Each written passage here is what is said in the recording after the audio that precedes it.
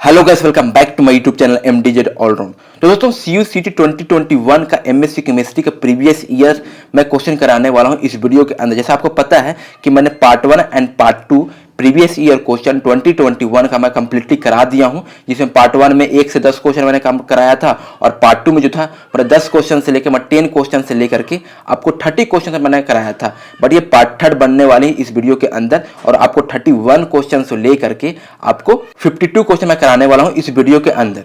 तो please video को last तक वॉच कीजिएगा और जो न्यू चैनल में विजिट कर रहे हैं और पहली बार चैनल पे आकर के वीडियो को वॉच कर रहे हैं तो प्लीज आपसे रिक्वेस्ट है चैनल को सब्सक्राइब करने की कोशिश कीजिएगा और वीडियो पसंद आती है तो जरूर एक वीडियो को लाइक पे जरूर बटन पे क्लिक कीजिएगा। जैसे आपको पता है कि 2021 में CUCT MSc केमिस्ट्री में 75 क्वेश्चन डोमेन स्पेसिफिक मतलब केमिस्ट्री से क्वेश्चन पूछे गए थे। बाकी आपका 25 क्वेश्चन जो थी वो कॉमन एप्टीट्यूड से क्वेश्चन पूछे गई थी। तो मैं आपको 31 क्वेश्चन से स्टार्ट करने वाला हूं। जैसे आप देख सकते हैं तो which of the following wave number of stretching vibration will have highest value. मतलब आपको बताना है, इस 4 ऑप्शन दे रखा है, ठीक है। 4 ऑप्शन के अंदर आपको स्ट्रेचिंग वाइब्रेशन या स्ट्रेचिंग फ्रीक्वेंसी आपको बताना सबसे ज्यादा किसकी हाईएस्ट होती है। तो सबसे पहले मैं आपको बता दूं कि कार्बन हाइड्रोजन की जो होता है वो हाईएस्ट स्ट्रेचिंग फ्रीक्वेंसी होती है। तो जिस स्टूडेंट को पता है इस वैल्यू के बारे में, carbon hydrogen carbon carbon carbon oxygen carbon halogen के बारे में 10 सेकंड के अंदर में सॉल्यूशन लगा के चले आएगा। बट जिसको नहीं पता है थोड़ा उसको उनके लिए प्रॉब्लम हो जाएगी। जैसे मुझे पता है कि कार्बन हाइड्रोजन की जो होता है स्ट्रेचिंग फ्रीक्वेंसी जो होती है बहुत ज्यादा होती है। तो 31 को जो आंसर आपको होगी वो करेक्ट आंसर देखने को मिलेगी। जैसे यहाँ पर आप देख सकते हैं मैंने आपके टेबल लेकर आया हूँ। टेबल में आप देख सकते हैं कार्बन और हाइड्रोजन का आप देख सकते हैं यहाँ पर आपका फ्रीक्वेंसी है 3000 आपको देखने को मिल रही है, ठीक है। तो फिर कार्बन एंड ड्यूटेरियम का देख सकते हैं आपको 21,000 देखने को मिल रही है और कार्बन कार्बन का देख सकते हैं 1200 देखने को मिल रही है। तो सबसे ज्यादा आपको होता है वो कार्बन और हाइड्रोजन का फ्रीक्वेंसी सबसे ज्यादा स्ट्रेचिंग फ्रीक्वेंसी सबसे ज्यादा होती है। तो यहाँ पर ऑप्शन में था आपको कार्बन कार्बन का जैसे आपको 1200 देखने को मिल रही है। फिर उसके बाद थर्ड ऑप्शन में था कार्बन डबल बॉन्ड ऑक्सीजन का। तो कार्बन डबल बॉन्ड ऑक्सीजन का आप देख सकते हैं यहाँ पर 1700 देखने को मिल रही है। कार्बन और हाइड्रोजन का होता है वो आपको शायद 1000 के आसपास होती है। तो इस हिसाब से आपका जो आंसर है वो आपका 31 का फर्स्ट आंसर आपको करेक्ट होगी। और ये आप प्लीज आप इस टेबल को याद कर लीजिए, फर्दर एग्जामिनेशन के लिए टेबल को याद कर लीजिएगा। 32 क्वेश्चन की हम बात करें तो 32 क्वेश्चन में क्या मेंशन कर रखा है, a solution is prepared by the dissolving solute is in a solvent भी the solution will be called ideal dilute solution. तो जैसे हमको पता है कि सॉल्यूशन हम कैसे प्रिपेयर करते हैं, तो सॉल्यूशन जो हमारा होता है सॉल्यूट को सॉल्वेंट में हम डिसॉल्व करते हैं और डिसॉल्व करने के बाद हमारा सॉल्यूशन प्रिपेयर होता है। तो हमें बताना है कि ideal solution ideal dilute solution जो कहते हैं हमारा सॉल्यूशन वो किसकी वजह से कहते हैं, क्या सॉल्यूट पे क्या डिपेंड करता है और सॉल्वेंट पे क्या डिपेंड करता है। तो जो सॉल्यूट होता है वो सॉल्वेंट के अंदर हमारा डिसॉल्व करता है और जैसे डिसॉल्व करता है तो सॉल्यूट को जितने भी क्वांटिटी होती है आपका सॉल्वेंट में डिसॉल्व करता है। तो डिसॉल्व कौन कर रहा है, हमारा सॉल्यूट कर रहा है। तो जब सॉल्यूट डिसॉल्व करता है तो जो ओबे करती है वो सॉल्यूट वो हमारा हेनरी लॉ को ओबे करती है। हेनरी लॉ क्या कहता है, जहां पर देख सकते हैं हेनरी लॉ का डिफिनेशन कि Henry law is a gas law the state that the amount of dissolve gas is proportional to its partial pressure in the gas phase. मतलब आपको जितने भी सॉल्यूट जो पार्टिकल होते हैं उसके अमाउंट जो होते हैं वो डिसॉल्व करते हैं किसके प्रोपोर्शनल में, पार्शियल प्रेशर ऑफ गैस के प्रोपोर्शनल में ही डिसॉल्व करते हैं। तो डिसॉल्व हमारा कौन कर रहा है, हमारा सॉल्यूट कर रहा है। तो इसका मतलब सॉल्यूट जो फॉलो करेगा ओबे करेगा वो आपको हेनरी लॉ ओबे करेगा और जो सॉल्वेंट हो रहा है क्योंकि सॉल्वेंट में ही डिसॉल्व हो रहा है तो सॉल्वेंट जो हमारा होता है वो रॉल्स लॉ ओबे करेगा। तो इस हिसाब से जो आपका आंसर होगा वो आपका फर्स्ट में आपका रॉल्स लॉ गलत हो गया, सेकंड में आपका आयनिक थर्ड गलत हो गया, थर्ड में आपका हेनरी लॉ और जो सॉल्वेंट है वो आपका रॉल्स लॉ ओबे कर रहा है। तो इस हिसाब से 32 को जो आंसर होगा आपको करेक्ट थर्ड आंसर देखने को मिलेगी, ठीक है। तो यहाँ पर आप देख सकते हैं रॉल्स लॉ का कुछ रूल्स है वो भी आप देख सकते हैं। रॉल्स का जो फॉर्मूला होता है मैथमेटिकल फॉर्मूला होता है रॉल्स लॉ का वो आपका P solution is equal to x solvent into P solvent. X होता है आपका मोल फ्रैक्शन और P partial pressure of solvent होता है, ठीक है। तो ये आपको फॉर्मूला अब याद कर लीजिए, अगर आपको नहीं पता है तो याद कर लीजिए, अगर आपको पता तो बहुत अच्छी बात है क्योंकि फर्दर एग्जामिनेशन के लिए काम आ सकती है। 33 क्वेश्चन की बात करें तो 33 क्वेश्चन भी बहुत इजी क्वेश्चन है। ये आपको सिग्नल ऑफ प्रोटॉन्स देखने को मिलेगा, जैसे number of HNMR signal of the flowing compound respectively. यहाँ पर आपको 3 गो आपको कंपाउंड दे रखा है, तीनों में आपको सिग्नल बताना है, प्रोटॉन का सिग्नल बताना, मतलब प्रोटॉन का मतलब हाइड्रोजन का आपको सिग्नल बताना है, कौन सा हाइड्रोजन किस पोजीशन पे। तो ये आपको एनएमआर से क्वेश्चन है और स्पेक्ट्रोस्कोपी से क्वेश्चन है, बहुत इजी लेवल में, ज़्यादा हार्ड नहीं है। बस आप जहाँ जहाँ आपको प्रोटॉन है वहाँ वहाँ का सिग्नल देखना है। सिग्नल का मतलब कनेक्टिविटी चेक करना है। अगर जिसका कनेक्टिविटी सेम रहेगा वहाँ से आपको एक सिग्नल देखने को मिलेगी, और जिसका कनेक्टिविटी डिफरेंट रहेगा वहाँ सिग्नल आपको डिफरेंट देखने को मिलेगी। तो 3 गो आपको कंपाउंड दे रखा है और तीनों कंपाउंड आपको बताना है। तो यहाँ पर मैं आपके लिए सोल्यूशन लेकर आया हूँ, जैसे आप देख सकते हैं। तो फर्स्ट कंपाउंड हमारा ये रहा, सेकंड हमारा ये रहा, थर्ड हमारा ये रहा। तो फर्स्ट कंपाउंड की बात करें तो फर्स्ट कंपाउंड में आपको जो CH3 है और ये CH3 दोनों मिल करके आपको 1 सिग्नल देखने को मिलेगा। बाकी बचा ये आपको ये हाइड्रोजन, ये हाइड्रोजन, ये हाइड्रोजन और आपको ये हाइड्रोजन। तो इस हाइड्रोजन की बात करें और इस हाइड्रोजन की बात करें, तो इसके बाद हम इस हाइड्रोजन की बात करें और इस हाइड्रोजन की बात करें, इसका हम कनेक्टिविटी चेक करेंगे। तो कनेक्टिविटी आपको इस कार्बन से अटैच है और ये हाइड्रोजन जो है इस कार्बन से अटैच है। ठीक है, अब यहाँ देखिए, यहाँ अब इस कार्बन जो है आपको मिथाइल से अटैच है और इस कार्बन भी आपको मिथाइल से अटैच है। और यहाँ पर कार्बन देखिए, यहाँ पर हाइड्रोजन से अटैच है और इस कार्बन देखिए यहाँ पर भी आपको हाइड्रोजन से अटैच है। तो दोनों आपस में सेम देखने को मिल रहा है। इसका मतलब ये कार्बन, ये हाइड्रोजन और ये हाइड्रोजन दोनों का कनेक्टिविटी सेम है, जिसकी वजह से आपको सिग्नल 1 देखने को मिलेगा। ठीक है, फिर उसके बाद हम इस हाइड्रोजन की बात करें और इस हाइड्रोजन की बात करें, तो इस हाइड्रोजन में देख सकते हैं इसका हाइड्रोजन और इसका हाइड्रोजन कनेक्टिविटी भी आप सेम देखने को मिल रही है। जैसे आप देख सकते हैं यहाँ से भी आपको कार्बन और यहाँ पर हाइड्रोजन अटैच है, यहाँ से भी आपको कार्बन और यहाँ से हाइड्रोजन अटैच है। तो यहाँ पे से भी आपको कनेक्टिविटी सेम देखने को मिले, दोनों हाइड्रोजन कनेक्टिविटी आपको सेम है, तो 1 सिग्नल देखने को 1 मिलेगी। तो टोटल कितने सिग्नल हो गया आपको? मिथाइल का 1 सिग्नल और ये हाइड्रोजन और ये हाइड्रोजन के 1 सिग्नल और ये हाइड्रोजन और ये हाइड्रोजन के 1 सिग्नल, टोटल आपको 3 सिग्नल देखने को मिलेगी। तो जैसा आप देख सकते हैं, खुद से भी आप ट्राई कर सकते हैं। अब सेकंड कंपाउंड की बात करें तो सेकंड कंपाउंड में देख सकते हैं ये मिथाइल और ये मिथाइल दोनों मिलकर 1 सिग्नल देखने को मिलेगा। ठीक है, अब इस हाइड्रोजन की बात करें और इस हाइड्रोजन की बात करें, दोनों सिग्नल सेम है या नहीं है वो चेक कर लेता हूं। तो यहाँ से आपको कार्बन है, यहाँ से भी कार्बन से मिथाइल से अटैच है, तो दोनों तरफ से आपको सेम सेट लग रहा है। नीचे की बात करें तो यहाँ से आप देख सकते हैं, यहाँ से आपको हाइड्रोजन है बट यहाँ से आप देख सकते हैं यहाँ पर कार्बन है, मतलब मिथाइल है, तो यहाँ पर डिफरेंट है। इसका मतलब है कि ये कनेक्टिविटी और ये कनेक्टिविटी दोनों का सिग्नल अलग होने वाली है। तो ये आपका यहाँ से आपको सिग्नल 1 और यहाँ से आपको सिग्नल 1, तो 2 सिग्नल, यहाँ से आपको 3 सिग्नल। ठीक है, आप देख सकते हैं कि इस कार्बन और इस कार्बन जैसे यहाँ पर दे रखा हूँ, यहाँ पर 1 सिग्नल शो कर रहा है दोनों हाइड्रोजन। तो इसका मतलब ये है कि यहाँ पर आप देखिए, यहाँ पर चेक कर लेते हैं, यहाँ से आपको आपका मिथाइल कार्बन है और यहाँ से आप देख सकते हैं तो यहाँ से भी मिथाइल कार्बन है, तो यहाँ से आपको सेम देखने को मिल रहा है। यहाँ से आप देख सकते हैं यहाँ पर आपको हाइड्रोजन है, यहाँ से आप देख सकते हैं यहाँ से भी आपको हाइड्रोजन है। इसका मतलब दोनों का आपको कनेक्टिविटी सेम है। इसका मतलब है कि दोनों हाइड्रोजन मिल करके, ये दोनों हाइड्रोजन मिल करके आपको एक हाइड्रोजन दिखाने, एक सिग्नल देखने को मिलेगा। बाकी आपको ये हाइड्रोजन बचा, तो ये हाइड्रोजन की चेक करें, यहाँ से हाइड्रोजन की चेक कर लेते हैं। तो यहाँ से देख सकते हैं हाइड्रोजन का, तो यहाँ पर आपको मिथाइल है। ठीक है, तो यहाँ से आपका हाइड्रोजन है, यहाँ से भी आपको मिथाइल बट यहाँ से भी हाइड्रोजन, ये भी हाइड्रोजन और ये भी हाइड्रोजन, दोनों का कनेक्टिविटी डिफरेंट है, तो आपको डिफरेंट सिग्नल देखने को मिलेगी। तो फाइनली आपको कितने सिग्नल है मैंने आपको बता देता हूँ कितने सिग्नल होने वाली है। तो यहाँ से यहाँ का आपको 1 सिग्नल, ठीक है, और यहाँ से आपको 1 सिग्नल, तो टोटल 2 सिग्नल हो गया, और एक यहाँ से 3 सिग्नल और एक यहाँ से आपको 4 सिग्नल, मतलब टोटल आपको 4 सिग्नल देखने को मिलेगी। थर्ड कंपाउंड की बात करें, थर्ड कंपाउंड में क्या है कि आपको 1 मिथाइल और 1 मिथाइल दोनों को आपको 1 सिग्नल देखने को मिलेगा। ठीक है, बाकी ये हाइड्रोजन और ये हाइड्रोजन, ये है 4 हाइड्रोजन है, चारों के सेम है या डिफरेंट है मैं चेक कर लेता हूँ। तो 4 हाइड्रोजन जो है, तो इस हाइड्रोजन का और इस हाइड्रोजन का मैं चेक करता हूँ। तो यहाँ पर देख सकते हैं यहाँ से मिथाइल है, यहाँ से मिथाइल है, यहाँ से आपका हाइड्रोजन है, यहाँ से भी हाइड्रोजन है, मतलब ये कहने का मतलब ये हाइड्रोजन भी आपको सेम है और ये हाइड्रोजन भी आपको सेम है। तो इसका मतलब जितने चारों हाइड्रोजन आपको हैं, चारों हाइड्रोजन का सिग्नल आपको एक ही मिलने वाली है क्योंकि कनेक्टिविटी सेम है। तो चारों हाइड्रोजन का जो सिग्नल है आपको एक मिलने वाली है। तो टोटल सिग्नल जो आपको होगा, एक मिथाइल का 1 सिग्नल और चारों हाइड्रोजन का 1 सिग्नल, मतलब टोटल आपको 2 सिग्नल देखने को मिलेगी। तो इसका आंसर जो होने वाली है वो 3, 4, 2। तो यहाँ पर आप देख सकते हैं कहाँ पर आपको 3, 4, 2 है ऑप्शन। तो 3, 4, 2 आपको 4th में ऑप्शन देखने को करेक्ट मिल रही है। इसका मतलब है कि 33 के जो आंसर होने वाली है वो आपको 4th आंसर वो करेक्ट होगी। 34 क्वेश्चन की हम बात करें, 34 क्वेश्चन भी बहुत इजी लेवल है। जिस स्टूडेंट को कॉन्सेप्ट पता होगा ना, तो वो इस क्वेश्चन को 10 सेकंड में करके आ जाएगा और नेक्स्ट क्वेश्चन की ओर बढ़ जाएगा। जैसे आप देख सकते हैं इसमें क्या मेंशन कर रखा है, केमिकल काइनेटिक्स से क्वेश्चन है, इसमें क्या मेंशन कर रखा है मैं आपको स्टेप बाय स्टेप बता देता हूं। The T half of reaction is double of the initial concentration is double। था what is the order of reaction, मतलब टी हाफ मतलब हाफ लाइफ। हाफ लाइफ को हम जब डबल करते हैं तो हमारा इनिशियल कॉन्सेंट्रेशन भी हमारा डबल हो जाती है। इसका मतलब ये है कि इनिशियल कॉन्सेंट्रेशन हाफ लाइफ पे डिपेंड करता है या नहीं करता है, उस पर हम बात करेंगे। तो जो ऑर्डर हमको बताना है, तो याद रखिएगा, आप छोटी सी मैं आपको इन्फॉर्मेशन दे दूं कि जो फर्स्ट ऑर्डर रिएक्शन होता है इनिशियल कॉन्सेंट्रेशन पे जो होता है वो डिपेंड नहीं करता है। तो यहाँ से आपको जो 2 आंसर होगा वो आपका गलत हो जाएगा, यहाँ से आपको 2 आंसर को नेगलेक्ट कर सकते हैं।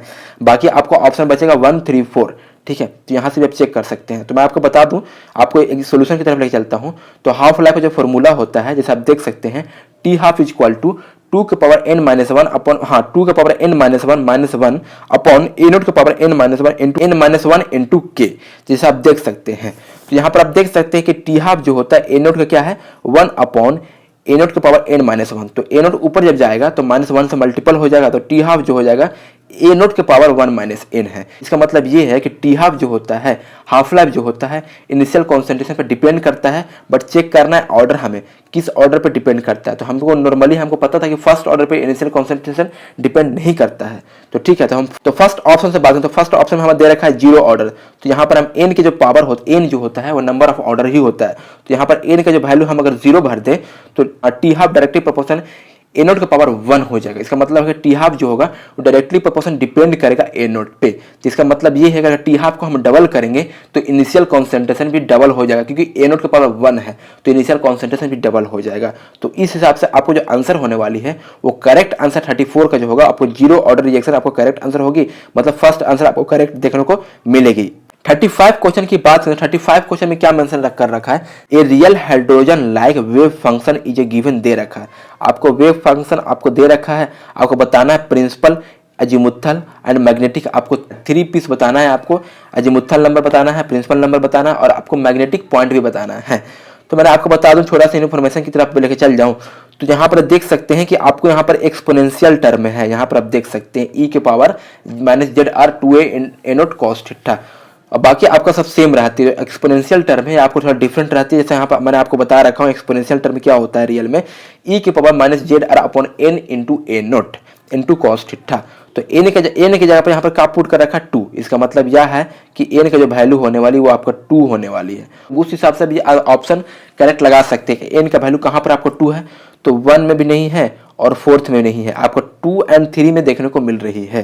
तो मैंने 50% को एलिमिनेट कर दिया है। अब उसके बाद मैं बता दूं कि अगर r के जो वैल्यू होता है वो r के वैल्यू l के बराबर होता है, तो r का वैल्यू यहाँ पर 1 है, इसका मतलब l का वैल्यू जो होगा आपका 1 होगा। तो यहाँ से भी आप निकाल सकते हैं कि r और l का वैल्यू भी 1 होगा, तो 2 और 3 में भी l का वैल्यू 1 दे रखा है।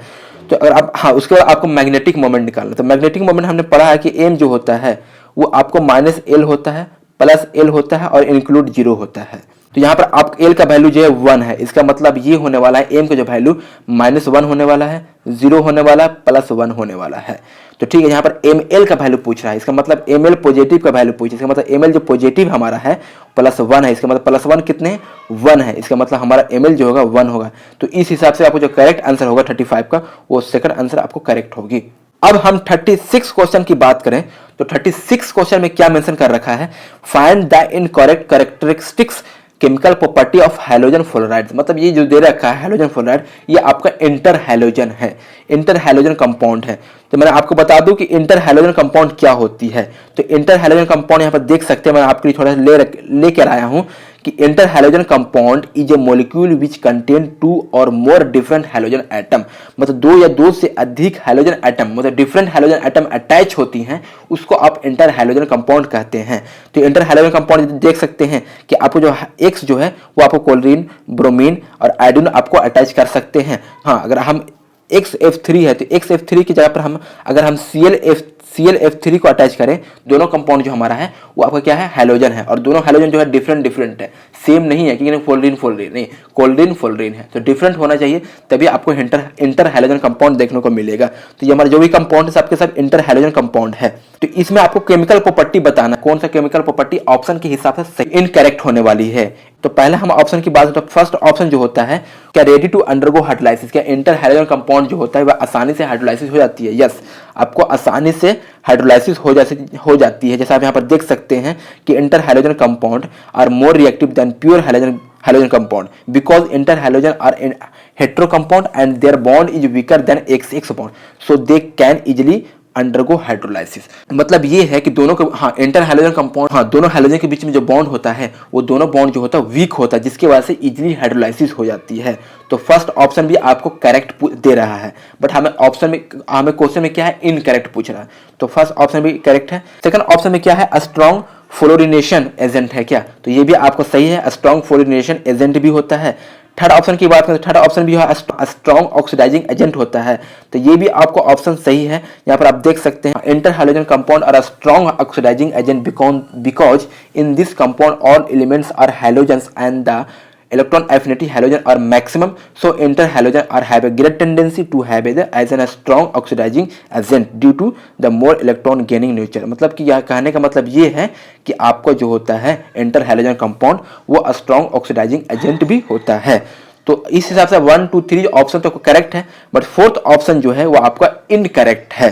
तो इस हिसाब से 36 का जो आंसर होने वाली है वो आपको फोर्थ आंसर करेक्ट होने वाली है। 37 क्वेश्चन की हम बात करें तो 37 क्वेश्चन भी बहुत इजी क्वेश्चन है, इसमें पूछ रहा नोट करेक्ट। और ये जो क्वेश्चन है ना भाई, ये क्वेश्चन आपको थर्मोडायनेमिक का क्वेश्चन है और ये क्वेश्चन जो आपको है मैक्सवेल स्क्वायर का क्वेश्चन है। अगर आपको मैक्सवेल स्क्वायर का डब्बा बनाने आता है तो डब्बा से आप इजी वे में बता दीजिएगा। तो मैंने आपको डब्बा बना के दे दिया हूँ, यहाँ पर देख सकते हैं। जिसको डब्बा बनाने नहीं आता है तो प्लीज एक बार मेरे सोल्यूशन को फॉलो कर लीजिए, आपको डब्बा बनाने आ जाएगा। अगर मैं आपको सोल्यूशन की तरफ लेके चलूँ जिसमें हाँ इस ऑप्शन से आपको पूछा है कौन इनकरेक्ट है, तो यहाँ पर आप दिखा दूँ आपको कि यहाँ पर आपको जब डब्बा बनाइएगा स्क्वायर का तो यहाँ पर आपको SPT भी देखने को मिलेगा और HGAU, ठीक है। SPT भी जो हमारा होता है ये आपको कोऑर्डिनेट पैरामीटर्स है और HGAU जो हमारा है वो आपको पोटेंशियल एनर्जी है, ठीक है। HGAU जो है आपको पोटेंशियल एनर्जी है। तो यहाँ पर आपको बताना है कि फर्स्ट ऑप्शन में जो मैंने यहाँ पर चारों ऑप्शन लिख लिया हूँ, जो ऑप्शन में क्वेश्चन में था ना ऑप्शन, वो मैं चारों ऑप्शन को लिख लिया हूँ और चारों ऑप्शन को मैं मैच करने वाला हूँ किसमें आपका इनकरेक्ट है और किसमें करेक्ट है, ठीक है। मैंने फर्स्ट ऑप्शन यहाँ पर दे रखा है तो first upon DT upon DV। तो यहाँ पर देख सकते हैं, मैं आपको बता दूं कि जब भी हमारा कांस्टेंट होता है तो यहाँ से आपको देख सकते हैं सही डायरेक्शन है, यहाँ से भी आपको सही डायरेक्शन है। अगर हम उल्टा डायरेक्शन की तरफ चलेंगे तो वहाँ पर नेगेटिव शो करेगा। तो फर्स्ट ऑप्शन की हम बात करें तो फर्स्ट ऑप्शन में क्या दे रखा है DT अपॉन DV। तो DT अपॉन DV कहाँ पर है, तो DT अपॉन DV यहाँ से हमारा चल रहा है, ठीक है, यहाँ से हमारा यहाँ चल रहा है तो DT अपॉन DV। तो DT अपॉन DV तो हमारा जो कांस्टेंट होगा हमारे यहाँ से उल्टा जा रहा है, मतलब S कांस्टेंट होगा। तो S कांस्टेंट यहाँ पर दे रखा है, तो जब उल्टा जा रहा है रिवर्स जा रहा है यहाँ पर नेगेटिव चार्ज, यहाँ पर नेगेटिव चार्ज देखने को मिल रही है, ठीक है। जब हम DT अपॉन DV जा रहे हैं तो इस तरह से हम आपको DP अपॉन DS भी जाएंगे कि जब नीचे से जाएंगे तो सेम ऊपर में भी जाएगा सेम, तो DP अपॉन DS जाएंगे। DP अपॉन जो DS जाएंगे तो P से जो हमारा जो कांस्टेंट जा रहा है वो हमारा वॉल्यूम जा रहा है, तो हमारा वॉल्यूम कांस्टेंट होगा, बट ये सही डायरेक्शन है इस हिसाब से हमारा पॉजिटिव होगा। तो इस हिसाब से यहाँ पर आप सही दे रखा हूँ मैं। तो सेकंड की तरफ चले तो यहाँ पर सेकंड देख सकते हैं DT अपॉन DP, तो मतलब DT अपॉन DP मतलब यहाँ से यहाँ जा रहा है, ठीक है। तो DT अपॉन DP तो यहाँ से हमारा S एंट्रोपी कांस्टेंट होगा, बट ये उल्टा है, रिवर्स है, तो इसका मतलब ये है कि नेगेटिव चार्ज शो करने वाला है, नेगेटिव चार्ज है। फिर उसके बाद DT अपॉन DP है तो DV अपॉन DS जाएंगे, तो DV अपॉन DS भी गए हैं तो हमारा P जो होगा कांस्टेंट होगा प्रेशर, बट ये उल्टा है, रिवर्स है, इसका मतलब नेगेटिव होगा, तो यहाँ पर नेगेटिव दे रखा है, ठीक है। थर्ड ऑप्शन की बात करें तो थर्ड ऑप्शन में देख सकते हैं तो हमारा DS अपॉन DP, मतलब DS अपॉन DP ऐसे हम लोग जा रहे हैं। तो DS अपॉन DP जाते हैं हमारा टेम्परेचर कांस्टेंट होगा, यहाँ से देख सकते हैं तो टेम्परेचर कांस्टेंट सही डायरेक्शन आपका सही है तो इसे पॉजिटिव होगा। तो जब DS अपॉन DP है यहाँ पर DV अपॉन DT जाएंगे, तो DV अपॉन DT जाएंगे तो हमारे उल्टा रिवर्स जाएगा, प्रेशर कांस्टेंट होता है, यहाँ पर रिवर्स हो जाएगा, तो रिवर्स होता है नेगेटिव चार्ज शो कर रहा है, यहाँ पर नेगेटिव चार्ज भी है। फोर्थ ऑप्शन में देख सकते हैं तो फोर्थ ऑप्शन में भी आपको DS अपॉन DV है, तो DS अपॉन DV आपको यहाँ से यहाँ जा रहे हैं, तो DS अपॉन DV तो हमारा टेम्परेचर कांस्टेंट होगा और डायरेक्शन आपका सही है तो पॉजिटिव होगा। फिर अगर DP अपॉन DS है, DP अपॉन DS भी जा रहे हैं, इसका मतलब सॉरी DP अपॉन DT जा रहे हैं, सॉरी DP अपॉन DT है, तो DP अपॉन जो DT जा रहे हैं तो इसका हमारा प्रेशर भी है तो हमारा जा रहा है सही डायरेक्शन, अब हम वॉल्यूम हमारा कांस्टेंट होगा, तो इसका भी आपका सही है। बट इसको हम मैच करेंगे ऑप्शन के हिसाब से, तो ऑप्शन के साथ मैच करके हम देखेंगे कि फर्स्ट ऑप्शन में क्या सही है या गलत है। तो फर्स्ट ऑप्शन में DT upon DV negative S entropy है, सही है। DP अपॉन DS वॉल्यूम है, कांस्टेंट है, तो इसका मतलब नेगेटिव चार्ज होना चाहिए, यहाँ पर नेगेटिव चार्ज यहाँ पर नहीं देखने को मिल रहा है फर्स्ट ऑप्शन में, तो आपका फर्स्ट ऑप्शन इनकरेक्ट है। इसका मतलब फर्स्ट ऑप्शन ही आपका हमारा 37 का सही आंसर आप देखने को मिल रही है, क्योंकि आपको नोट करेक्ट था इसलिए आपको नोट करेक्ट फर्स्ट ऑप्शन ही है। मैंने आपको सेकंड भी ऑप्शन चेक कर लेता हूँ, तो सेकंड ऑप्शन में देख सकते हैं यहाँ पर DT upon DP negative charge और मान हाँ equal to DV upon DS positive negative charge, तो नेगेटिव नेगेटिव कैंसिल हो जाएगा, तो टोटल आपको पॉजिटिव होता है, यहाँ पर पॉजिटिव आपको देखने को मिल रही है सेकंड ऑप्शन में। तो उस हिसाब से आपको जो आंसर होगी 37 का वो करेक्ट आंसर आपको फर्स्ट ऑप्शन करेक्ट होगी। हाँ 38 क्वेश्चन की बात है, 38 क्वेश्चन बहुत इजी क्वेश्चन है। तो 135 साइक्लो ऑक्टा ट्राई इनाइल कटायन का स्ट्रक्चर बनाना होगा, हमें बताना है कि एरोमेटिक होगा, एंटी एरोमेटिक होगा, नॉन एरोमेटिक होगा कि होमो एरोमेटिक होगा। तो मैंने बता दिया हूँ, यहाँ पर देख रखे हैं कि मैंने बना रखा है 135 साइक्लो ऑक्टा ट्राई इनाइल। तो वहाँ पर 1 2 3 4 5 6 7 8 आपका है, और यहाँ पर 1 3 सॉरी 1 था ना, हाँ 1, तो 1 3 5 5 आप देख सकते हैं ट्राई इन भी है, ठीक है ट्राई इन है, और 135 साइक्लो ऑक्टेट्राइनाइल कटायन भी है। ठीक है, तो ये क्या एरोमेटिक है, तो 6 पाई इलेक्ट्रॉन तो है, एरोमेटिक फॉलो कर रहा है, बट ये कार्बन आप देख सकते हैं ये आपका sp3 कार्बन शो कर रहा है, इसका मतलब ये एरोमेटिक नहीं है। एरोमेटिक में क्या होना चाहिए, प्लेनर होना चाहिए और sp2 होना चाहिए, बट यहाँ पर कार्बन sp3 शो कर रहा है, यहाँ पर 2 हाइड्रोजन है जिसकी वजह से sp3 शो कर रहा है और ये हमारा एरोमेटिक नहीं है, तो एरोमेटिक कैंसिल हो गया। ठीक है, एंटी एरोमेटिक, तो एंटी एरोमेटिक में आपको 6 पाई इलेक्ट्रॉन एंटी एरोमेटिक नहीं होता, 8 पाई इलेक्ट्रॉन एंटी एरोमेटिक होता है, तो भी एंटी एरोमेटिक भी आपका गलत हो गया। ठीक है, नन एरोमेटिक की बात है तो यहाँ पर देख सकते हैं कि आपको एरोमेटिक तो नहीं है, क्योंकि एरोमेटिक तो नहीं है, पर नन एरोमेटिक भी हो सकता है, तो बहुत स्टूडेंट जो है ऑप्शन नन एरोमेटिक ही लगा के आएंगे, बट यहाँ पर मैं आपको एक्सेप्शन बता दूं कि ये आपका जो नन एरोमेटिक नहीं है ये आपका होमो एरोमेटिक है, तो नन एरोमेटिक मत लगाइएगा कि मैक्सिमम स्टूडेंट 2021 में नन एरोमेटिक लगाकर ही आए थे, बट इसका आंसर जो करेक्ट है वो होमो एरोमेटिक होगा, इसका करेक्ट आंसर। जहाँ पर आप देख सकते हैं मैंने होमो एरोमेटिक का एक आर्टिकल लगाया हूँ स्लाइड में, where is an aromatic molecule there is a continuous overlap p orbital over a cyclic arrays of atom in a homoaromatic molecule there is a formal discontinuity in the overlap resulting from the presence of single sp3 hybridized atom at one several position within a ring p orbital overlap apparently bridges, मतलब कहने के बाद एक आपको sp3 hybridise होना चाहिए और यहाँ पर देख सकते हैं आपको एक sp3 हाइब्रिडाइज देखने को मिल रही थी, तो इस हिसाब से आपको जो था वो होमो एरोमेटिक इसका करेक्ट आंसर होने वाली थी, होमो एरोमेटिक मतलब फोर्थ आंसर आपको करेक्ट होगी।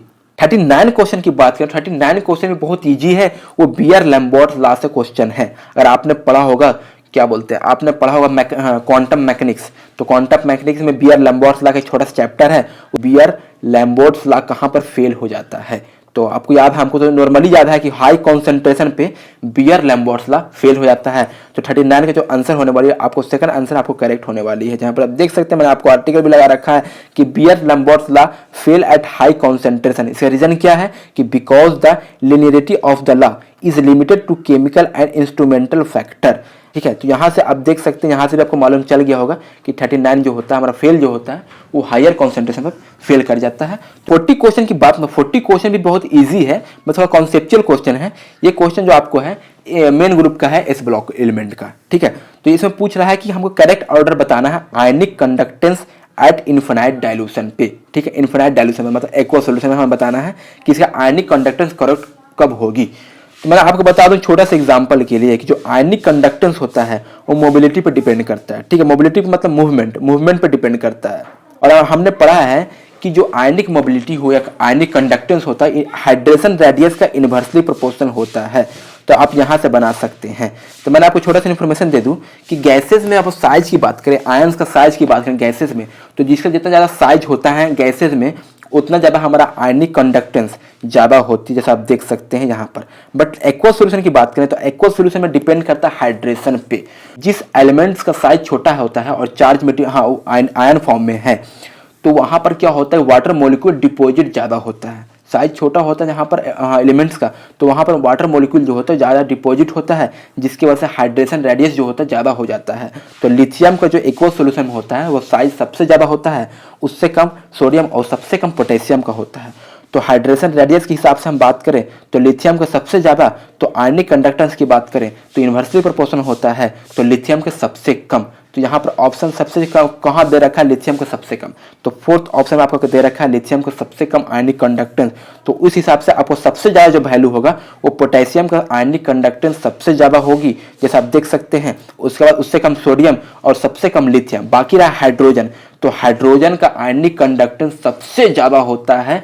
इस ब्लॉक एलिमेंट से भी सबसे ज़्यादा हाइड्रोजन का सबसे ज़्यादा होता है आयनिक कंडक्टेंस इन्फिनाइट डाइल्यूशन पे। यहाँ पर आप देख सकते हैं आर्टिकल भी देख सकते हैं कि आयनिक कंडक्टेंस या फिर ionic mobility of hydrogen ion is are much higher than other of ions, मतलब अदर ऑफ आयन से भी हाइड्रोजन का सबसे ज़्यादा होता है। तो यहाँ पर भी आप देख सकते हैं हाइड्रोजन का सबसे ज़्यादा, उससे कम पोटेशियम, उससे कम सोडियम और सबसे कम लिथियम। तो आपको जो करेक्ट आंसर होगी वो 40 का वो फोर्थ ऑप्शन आपको करेक्ट होने वाली है।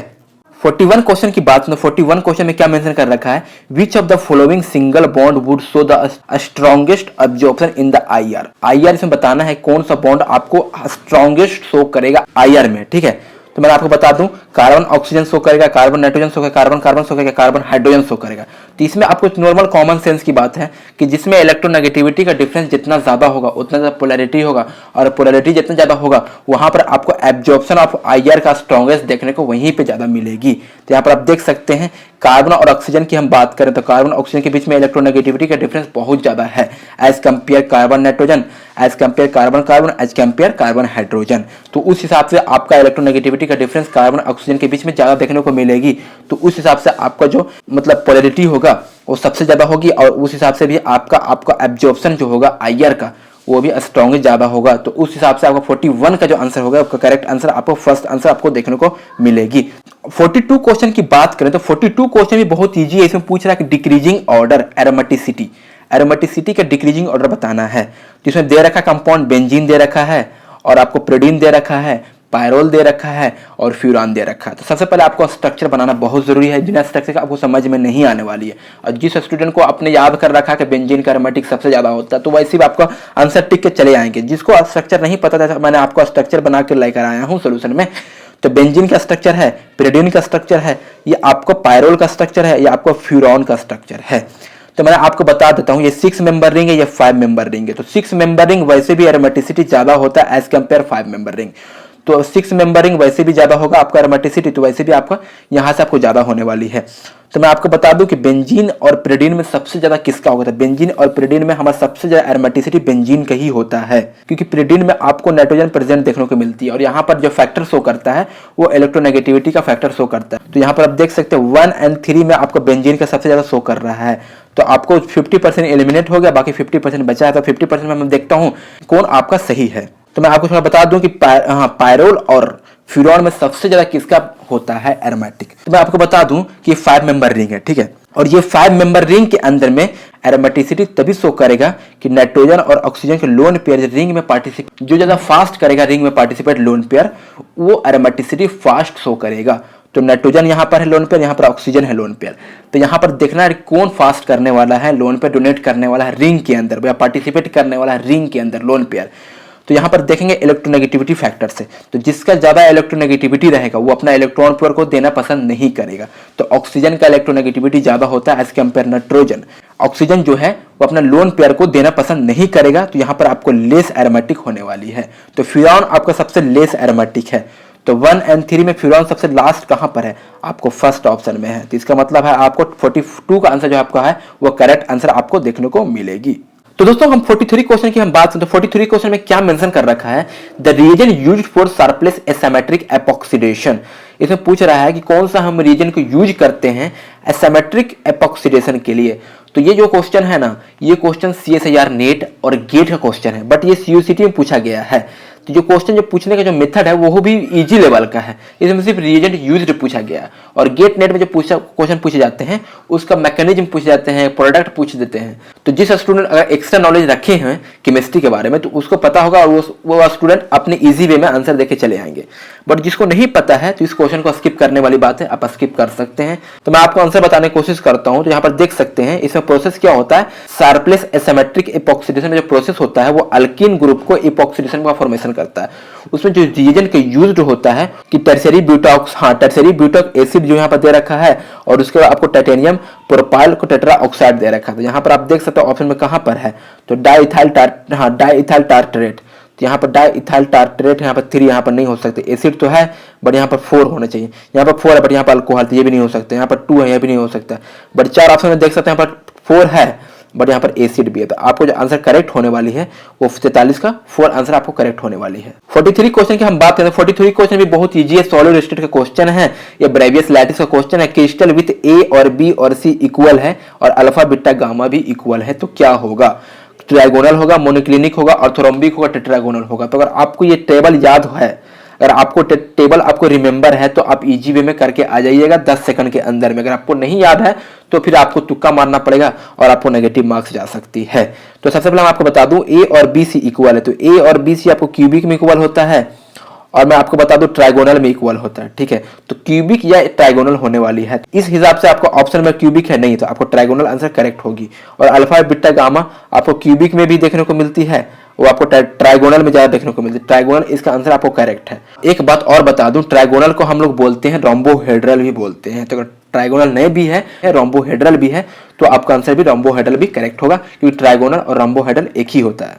45 क्वेश्चन की बात करें तो 45 क्वेश्चन भी बहुत कॉन्सेप्चुअल क्वेश्चन है। इसमें लिखा which one of the following is true for the viscosity of liquid. तो विस्कोसिटी लिक्विड के लिए सही क्या रहने वाली है, तो मैं आपको थोड़ा सा कॉन्सेप्ट बता दूं। कॉन्सेप्ट अगर आपको मालूम हो जाएगा तो आप ऐसा ही आंसर कर दोगे। तो विस्कोसिटी विस्कोसिटी जो लिक्विड के लिए होता है वो विस्कोसिटी टेम्परेचर का इनवर्सली प्रोपोर्शनल होता है।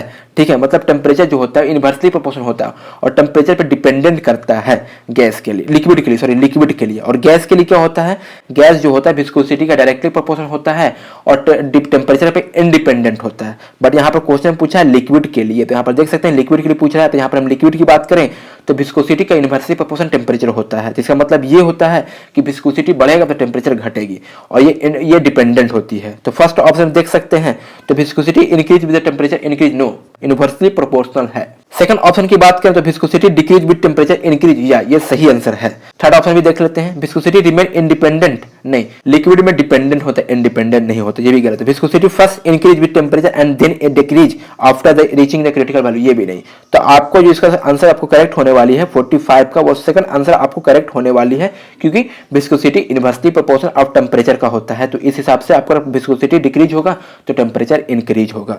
46 की बात है, 46 में क्या मेंशन कर रहा है, 46 में पूछ रहा है by using the trans effect find out the product in the flowing reaction. हमें ट्रांस इफेक्ट को यूजिंग करके ही हम इस प्रोडक्ट को बताना है। तो ट्रांस इफेक्ट मैं आपको बता दूं, ट्रांस इफेक्ट इसमें देख रखा है, लिगेंड को कितने दे रखे लिगेंड, इसमें आपको अमोनिया लिगेंड दे रखा और कोल्ड्रीन लिगेंड दे रखा। तो कोल्ड्रीन और अमोनिया के बीच में हमें पता लगाना है कि ट्रांस इफेक्ट किसका सबसे ज्यादा है। तो यहाँ पर आप देख सकते हैं, यहाँ पर ट्रांस इफेक्ट का ऑर्डर है, यहाँ पर आप देख सकते हैं। तो यहाँ पर आपको बता दूं, यहाँ पर कोल्ड्रीन आपको यहाँ पर है और आपको अमोनिया यहाँ पर है। तो कोल्ड्रीन का जो ट्रांस इफेक्ट होता है वो सबसे ज्यादा होता है एज कंपेयर अमोनिया। तो यहाँ पर आपको जो कोल्ड्रीन का है, यहाँ पर कोल्ड्रीन जो आपको रिप्लेस हो जाएगा अमोनिया में, क्योंकि कोल्ड्रीन का ट्रांस इफेक्ट ज़्यादा है। तो वहाँ से आपको बॉन्ड ब्रेक हो जाएगा और ब्रेक होकर के वहाँ पर अमोनिया एडजस्ट हो जाएगा, मतलब कोल्ड्रीन का रिप्लेस होगा अमोनिया में। रीजन क्या है, ट्रांस इफेक्ट, कोल्ड्रीन का ज़्यादा ट्रांस इफेक्ट है। तो ठीक है, तो यहाँ पर आपको बताना क्या है, यहाँ पर आप देख सकते हैं यहाँ पर कोल्ड्रीन को मैंने रिप्लेस किया अमोनिया के साथ, और यहाँ पर मैंने आपको देखा है सिस्प्लेटिन बना। तो यहाँ पर आपको बनाना भी था सिस्प्लेटिन, क्योंकि अब ट्रांसप्लेटिन बनाना नहीं था, आपको सिस्प्लेटिन बनाना था। तो यहाँ पर आप सिस्प्लेटिन आपको ऑप्शन में सेकंड ऑप्शन में आपको करेक्ट देखने को मिल रही है। तो इसका जो ऑप्शन होगा आपको सेकंड आंसर आपको सही होगी। ठीक है, सिस्प्लेटिन। मैं आपको बता दूं सिस्प्लेटिन का जो यूज होता है वो आपका cisplatin is a chemotherapy drug, is the best known for curing, best non for curing testicular cancer. ये कैंसर के लिए यूज किया जाता है, ये एंटी कैंसर का यूज किया जाता है। जिसका टेस्टिकुलर कैंसर होता है ना, तो उसके लिए सिस्प्लेटिन का यूज किया जाता है, जैसा आपको देख सकते हैं। और ये आपका फर्दर एग्जामिनेशन के लिए हो सकता है पूछ दे। 47 क्वेश्चन की बात करें, 47 आप देख सकते हैं, इसको आप मैं जूम करके मैं आपको दिखा देता हूँ। यहाँ पर देख सकते हैं, ये आपको गैसियस स्टेट से क्वेश्चन है। ठीक है, ये मैक्सवेल डिस्ट्रीब्यूशन का क्वेश्चन यहाँ पर लिखा गया है। Consider the Maxwell distribution of molecule of A gas, which one of the following graphs is a qualitative representation of average speed of molecules with the change of absolute temperature. मतलब average speed और absolute temperature के बीच में हमको बताना है graph क्या change आई है। तो हमने पढ़ा है गैसेस मॉलिक्यूल में, गैसेस स्टेट में, कि एवरेज स्पीड जो होता है उसका फॉर्मूला होता है √8RT/πm, और एवरेज स्पीड जो होता है वो टेम्परेचर का डिपेंडेंट होता है। तो टेम्परेचर का डिपेंडेंट मतलब टेम्परेचर का पावर 1/2, मतलब जो एवरेज स्पीड जो होता है वो डायरेक्टली प्रोपोर्शनल √T का डायरेक्टली प्रोपोर्शनल होता है, मतलब T का पावर 1/2 होता है। तो इसके पास हम तो ऐसे भी हम पता लगा सकते हैं कि अगर हम एवरेज स्पीड को इंक्रीज करेंगे तो टेम्परेचर भी इंक्रीज करेगा, बट रूट में इंक्रीज करेगा। ठीक है, तो यहाँ पर आप देख सकते हैं फर्स्ट ऑप्शन से। तो फर्स्ट ऑप्शन में क्या है कि आपको एवरेज स्पीड को इंक्रीज किया तो टेम्परेचर भी आपको इंक्रीज कर रहा है, यहाँ पर भी आप देख सकते हैं। बट यहाँ पर बी में देख सकते हैं कि एवरेज स्पीड इंक्रीज करके टेम्परेचर के साथ डिक्रीज करते हैं, आपका आंसर नहीं होने वाला है। ये भी नहीं हो रहा, ये भी डिक्रीज हो रहा है। बट ये अब ए और डी में हमें कंफ्यूजन लग रहा है कि ए होगा या डी होगा, क्योंकि ए डी में भी यही मेंशन कर रखा है, क्योंकि जो वेलोसिटी है वो इंक्रीज कर रहा है, टेम्परेचर से भी इंक्रीज कर, बट कर्व थोड़ा सा हल्का कर्व, मतलब हल्का थोड़ा टिल्हा है। तो यहाँ मैं आपको बता दूं कि ये टी जो है ना रूट में है, तो उस हिसाब से आपका फर्स्ट ऑप्शन नहीं होने वाला, क्योंकि फर्स्ट ऑप्शन जो है स्ट्रेट लाइन से वेरी नहीं करता है रूट के अंदर। आपको जो आंसर होने वाली है आपका डी आंसर आपको करेक्ट होने वाला है। 48 क्वेश्चन की हम बात करें तो 48 क्वेश्चन में क्या मेंशन कर रखा है, how could you distinguish the flowing compound NMR। Proton NMR को हम कैसे डिस्टिंग्विश कर सकते हैं, मतलब कौन सी चीज को हम यूज करेंगे जो हमको डिस्टिंग्विश करेंगे। नंबर ऑफ सिग्नल से हम यूज करके डिस्टिंग्विश कर सकते हैं, केमिकल शिफ्ट से कर सकते हैं, या फिर हम इंटीग्रेशन से कर सकते हैं, कपलिंग कांस्टेंट से कर सकते हैं। ये 3 कंपाउंड दे रखा है, हमें डिस्टिंग्विश करना है। तो पहले हम इस कंपाउंड को पहले नंबर ऑफ सिग्नल चेक करेंगे। तो नंबर ऑफ सिग्नल देख सकते हैं, ये फर्स्ट कंपाउंड है, सेकंड एंड थर्ड कंपाउंड है, ठीक है।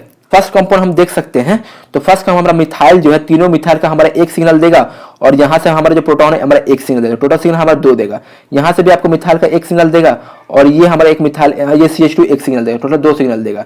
यहाँ पे से भी आप देख सकते हैं, यहाँ से भी आपको 2, हाँ यहाँ से भी एक मिथाइल एक सिग्नल देगा, और यहाँ से CH2 हमारा भी एक सिग्नल देगा, टोटल आपका 2 सिग्नल देगा। तो हमारे तीनों कंपाउंड में सिग्नल 2-2 दे रहे हैं। इसका मतलब है कि हमारा नंबर ऑफ सिग्नल सब में सेम आ रहा है। इसका मतलब ये है कि हम नंबर ऑफ सिग्नल से भी डिस्टिंग्विश नहीं कर रहे हैं। उसके बाद हम बात करते हैं केमिकल शिफ्ट का। तो केमिकल शिफ्ट से हम डिस्टिंग्विश कर पाते हैं या नहीं कर पाते हैं। यहाँ पर 1 ब्रोमीन है, यहाँ पर आपको 2 ब्रोमीन है, यहाँ पर आपको 3 ब्रोमीन है। तो जैसे आपको पता है कि ब्रोमीन का इलेक्ट्रोनेगेटिविटी थोड़ा ज्यादा होता है कार्बन से, तो इलेक्ट्रॉन को खींचेगा तो यहाँ पर केमिकल शिफ्ट का वैल्यू कुछ चेंज हो जाएगी। यहाँ पर 1 ब्रोमीन है तो 1 खींचेगा तो केमिकल शिफ्ट का वैल्यू चेंज आएगी। यहाँ पर 2 ब्रोमीन है तो 2 खींचेगा तो केमिकल शिफ्ट का वैल्यू एज कंपेयर 1 से ज्यादा हो जाएगी। और यहाँ पर 3 ब्रोमीन है तो तीनों ब्रोमीन खींचेगा तो as compare both of compound से केमिकल वैल्यू का ज्यादा हो जाएगी थर्ड वाला का। तो यहाँ पर केमिकल शिफ्ट का वैल्यू कुछ चेंज आ रही है, तो यहाँ पर हमको लगता है केमिकल शिफ्ट से हम डिस्टिंग्विश कर सकते हैं तीनों कंपाउंड का। और हम बात करते हैं इंटीग्रेशन का, तो इंटीग्रेशन की भी हम चेक करते हैं। इंटीग्रेशन आप देख सकते हैं कि आपका 1 सिग्नल दिया था कितने हाइड्रोजन मिल करके, तो 9 हाइड्रोजन मिल करके 1 सिग्नल दिया था, और सेकंड जो सिग्नल दिया था 2 हाइड्रोजन मिल करके दिया था। सेकंड कंपाउंड की हम बात करें तो सेकंड कंपाउंड जो था वो आपको एक सिग्नल जो दिया था वो 6 हाइड्रोजन मिलकर दिया था, और दूसरा सिग्नल जो दिया था वो आपको 2 हाइड्रोजन मिलकर दिया था। थर्ड कंपाउंड की बात करें तो जो एक सिग्नल दिया था वो 6 हाइड्रोजन मिलकर दिया था, और दूसरा सिग्नल जो दिया था वो 3 हाइड्रोजन मिलकर दिया था। यहाँ पर देख सकते हैं इंटीग्रेशन भी आपका चेंज है, किसी में 9 हाइड्रोजन मिलकर एक सिग्नल दे रहा है, किसी में 6 हाइड्रोजन मिलकर एक सिग्नल दे रहा है, किसी में 3 हाइड्रोजन मिलकर एक सिग्नल दे रहा है। तो इसका मतलब इंटीग्रेशन यहाँ पर भी चेंज है। तो यहाँ पर केमिकल शिफ्ट से भी हम यहाँ पर डिस्टिंग्विश कर सकते हैं, और इंटीग्रेशन से भी डिस्टिंग्विश कर सकते हैं, बट कपलिंग कांस्टेंट से हम डिस्टिंग्विश नहीं कर सकते हैं। तो उस हिसाब से आपको जो ऑप्शन थर्ड जो है वो आपको करेक्ट होगा। डिस्टिंग्विश करने का प्रोसेस केमिकल शिफ्ट से भी डिस्टिंग्विश करेंगे और इंटीग्रेशन से भी डिस्टिंग्विश कर सकते हैं, जैसा आप यहाँ पर देख सकते हैं सॉल्यूशन में। 49 क्वेश्चन की हम बात करें, 49 क्वेश्चन भी आपको केमिकल काइनेटिक्स से ही क्वेश्चन है, और शायद ये मुझे भी लगता है बहुत ईजी क्वेश्चन है। The unit of the rate constant of reaction A से प्रोडक्ट में जा रहा है, ठीक है। आपका इसका यूनिट दे रहा है सेकंड इनवर्स 1, तो सेकंड इनवर्स 1 किसका यूनिट होता है, तो फर्स्ट ऑर्डर का रिएक्शन का सेकंड इनवर्स 1 होता है, ठीक है। तो if the half life of the reaction found to be 45 minute of initial concentration of a equal to 100 mole per litre, मतलब इस हाफ लाइफ रिएक्शन को 45 मिनट करने में जो इनिशियल कॉन्सेंट्रेशन डिपेंड कर रहा है वो 100 मोल पर लीटर लग रहा है, ठीक है। तो then what will be the half life when the initial concentration a is 200 mole per litre, मतलब कितने हाफ लाइफ लगेंगे इनिशियल कॉन्सेंट्रेशन को 200 मोल पर लीटर कंप्लीट करने में इनिशियल कॉन्सेंट्रेशन का। तो हमें हाफ लाइफ निकालना है। तो मैं आपको बता दूं ये जो रिएक्शन होने वाली है वो फर्स्ट ऑर्डर का रिएक्शन है। कैसे मैंने पता लगाया, यूनिट से मैंने पता लगाया कि सेकंड इनवर्स 1 है, तो सेकंड इनवर्स जो है वो आपका फर्स्ट ऑर्डर का रिएक्शन है, कि जो इनिशियल कॉन्सेंट्रेशन होता है फर्स्ट ऑर्डर का वो उस पर डिपेंड नहीं करता है। तो यहां से अगर आपको मालूम होगा कि इनिशियल कॉन्सेंट्रेशन जो होता है वो फर्स्ट ऑर्डर पे डिपेंड नहीं करता है, इनिशियल कॉन्सेंट्रेशन कितना भी आप बढ़ा दीजिए, 200 कर दीजिए, 400 कर दीजिए, या 4 गुना भी कर दीजिए, आप पे कोई डिपेंड नहीं करता है।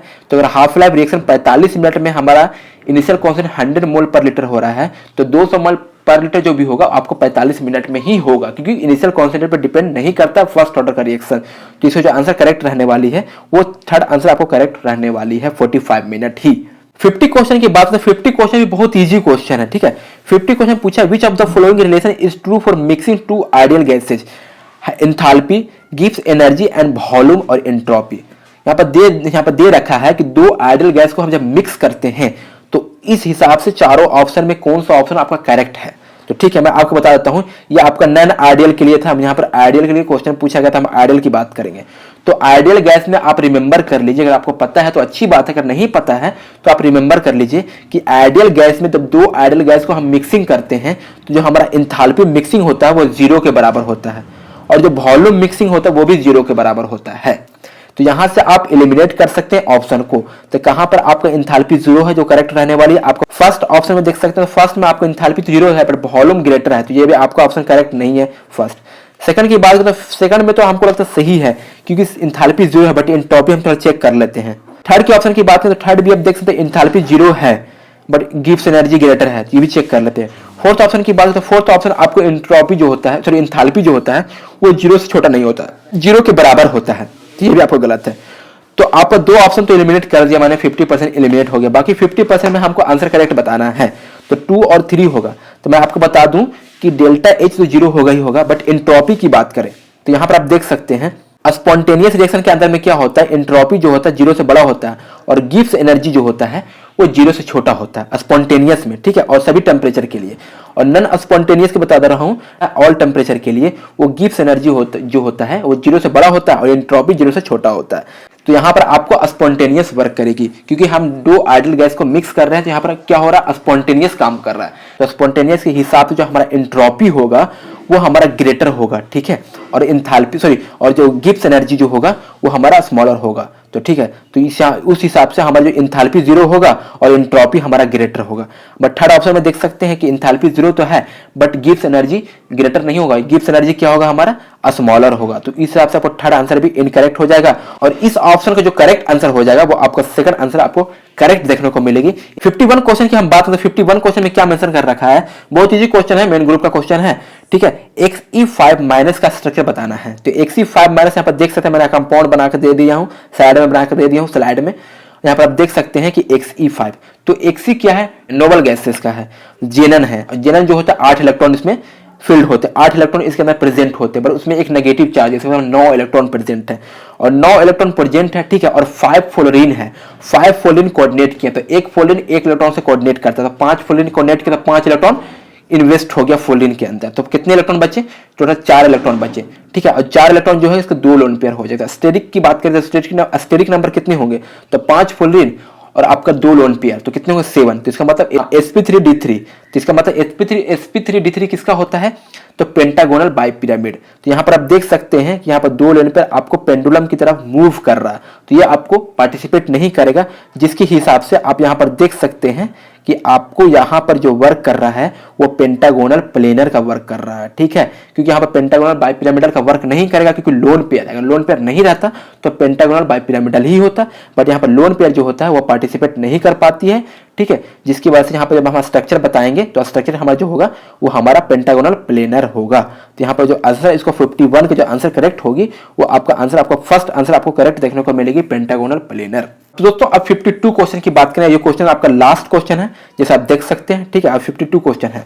तो 52 क्वेश्चन में क्या मेंशन कर रखा है, the entropy change in A reversible adiabatic process, इसमें बताना है कि एंट्रोपी चेंज करके बताना है और वो भी बताना है रिवर्सिबल एडियाबेटिक प्रोसेस। तो एडियाबेटिक प्रोसेस में क्या होता है, हीट कांस्टेंट होता है, मतलब हीट जो होता है वो 0 के बराबर होती है, ठीक है। तो हमने पढ़ा है एंट्रोपी इज इक्वल टू जो होता है वो dq अपॉन dt, मतलब dq रिवर्सिबल अपॉन t।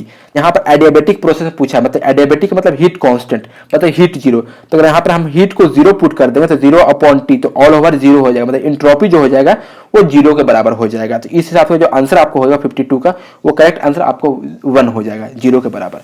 तो फाइनली आपको 52 क्वेश्चन मैंने कंप्लीट करा दिया हूं CUCT 2021 का, 31 से लेकर के 52 क्वेश्चन आपका कंप्लीट हो गई है। नेक्स्ट वीडियो में आपको CUCT पूरी तरह से कंप्लीट हो जाएगी फाइनली। तो आई होप आपकी इस वीडियो से आपको पूरी समझ में आ गई होगी सोल्यूशन के साथ CUCT 2021 MSc केमिस्ट्री का question wise, previous year question wise. तो अगर वीडियो पसंद आए तो प्लीज वीडियो को जरूर लाइक कीजिएगा और चैनल को भी सब्सक्राइब कीजिएगा एंड दोस्तों के साथ, दोस्तों यारों के साथ अपनी वीडियो को शेयर कीजिएगा जो अभी तक MSc केमिस्ट्री के लिए प्रिपरेशन करना चाहते हैं और अभी तक उसको कोई मटेरियल नहीं मिल पाया है तो प्रीवियस ईयर क्वेश्चन का, तो उन्हें शेयर जरूर कीजिएगा कि आपको भला होगा। तो ठीक है, तो अभी के लिए इतना ही, मिलते हैं नेक्स्ट वीडियो में, तब तक के लिए थैंक्स।